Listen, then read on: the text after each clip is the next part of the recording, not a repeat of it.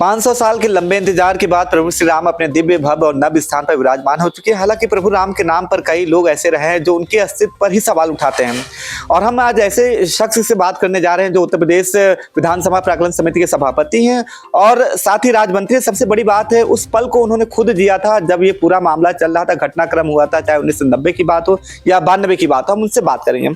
Sir, जिस तरह से प्रभु श्री राम तो अभी दिव्य भव्य नव स्थान पर विराजमान हो चुके हैं, पूरी दुनिया का रुख हो चुका है, लेकिन इसके बावजूद भी अभी भी बहुत लोग हैं जो उनके अस्तित्व को ही नकार रहे हैं। ईश्वर उनको सद्बुद्धि दे। भगवान राम के अस्तित्व पर प्रश्न चिन्ह लगाने वालों के बारे में कुछ कहना बड़ा खराब लगेगा, क्योंकि वो मानसिक रूप से विक्षिप्त, अर्ध विक्षिप्त लोग हैं जो भगवान राम की अस्तित्व पर प्रश्नवाचक चिन्ह लगाते हैं। भगवान राम तो समझ नहीं पा रहा हूँ, इस देश की मर्यादा है भगवान राम, इस देश की संस्कृति है। उन्होंने तमाम ऐसे मानक स्थापित किए हैं जो भारत की संस्कृति को खड़ा करते हैं, तो उनके ऊपर प्रश्नवाचक चिन्ह लगाना ये उनका पागलपन है। इसे पागलपन विपक्ष जिस तरह से आरोप लगा रहा है कि अर्ध जो निर्मित था मंदिर बिना शंकराचार्यों के आए हुए उनके विरोध के बीच में भी कर दिया, इससे राम नाम की राजनीति कर रहा है सत्ता पक्ष। इस तरह से विपक्ष लगातार आरोप लगा रहा है राम नाम पर, जिस तरह से क्या कहेंगे? नहीं, हमने राम नाम पर राजनीति कभी नहीं की।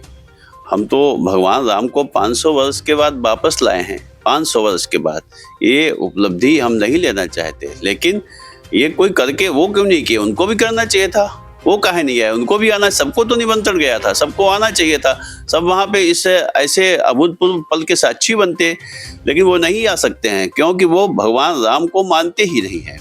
और भगवान राम को जो यहाँ नहीं मानेगा वो इस देश के लिए, देश का शुभचिंतक नहीं हो सकता है। जो हमारी संस्कृति को नहीं मानेगा, जो ये लोग ऐसे लोग हैं जो भारत माता के डायन कहने वाले लोग हैं, ये कैसे मान सकते हैं? वे संस्कृत को देश की संस्कृत को नहीं मानेंगे तो भगवान राम को क्या मानेंगे? आज सपा मुखिया अखिलेश यादव ने ट्वीट कर कहा है कि उनकी कांग्रेस के साथ अच्छी शुरुआत होने जा रही 11 सीटें देकर। हालांकि कांग्रेस की कोई सहमति अभी नहीं, उसके बावजूद भी सपा ने कहा कि 11 सीटें हम दे रहे हैं और अच्छी शुरुआत होगी, क्योंकि लगातार इंडिया गठबंधन बिखर रहा है। ममता बनर्जी बंगाल में, भगवंत मान अलग चले गए हैं, मायावती पहले से ही अलग चल रहे। तो क्या लगता है इंडिया गठबंधन किस तरह के स्वार्थ का राजनीति कर रहा है 2024 के चुनाव को लेकर? देखिए, वो राजनीतिक गठजोड़ है उनका अपना, और वो माने एकदम से बिखर चुका है। उस गठजोड़ का कहीं कोई मतलब नहीं है। ये इनका ये हाल होगा अभी आगे आने वाले चुनाव में कि ये ढूंढेंगे टास्क लेकर कि कहाँ कौन सी सीट इनकी निकली है। यूपी में तो एक भी सीट इनके अलायंस को नहीं मिलने वाली। यूपी में सारी 80 की 80 सीटों बीजेपी ले जाएंगी, मैं ये बात बड़े दावे के साथ कह रहा हूँ। अच्छा, बिहार में जो ताजा घटनाक्रम हुआ, नीतीश कुमार जी एक बार फिर आपके साथी बनने जा रहे हैं, क्या कहेंगे? नीतीश जी हमारे साथी बनेंगे, ये बात हमारा पार्टी नेतृत्व तय करेगा। हमारे जो राष्ट्रीय नेतृत्व है वो इस बात को तय करेगा कि बनेंगे कि नहीं बनेंगे, क्या स्थिति होती है भविष्य बताएगा। ठीक है, नीतीश कुमार उनके सहयोगी, भाजपा के सहयोगी बनते हैं कि नहीं बनते हैं ये भविष्य बताएगा, लेकिन एक बात इन्होंने दावा किया लोकेन्द्र प्रताप सिंह जी ने कि उत्तर प्रदेश में जिस तरह से भारतीय जनता पार्टी ने लक्ष्य रखा है 80 का 80 सीट जीतने, वो लक्ष्य भारतीय जनता पार्टी जरूर उसको पूरा करेगी।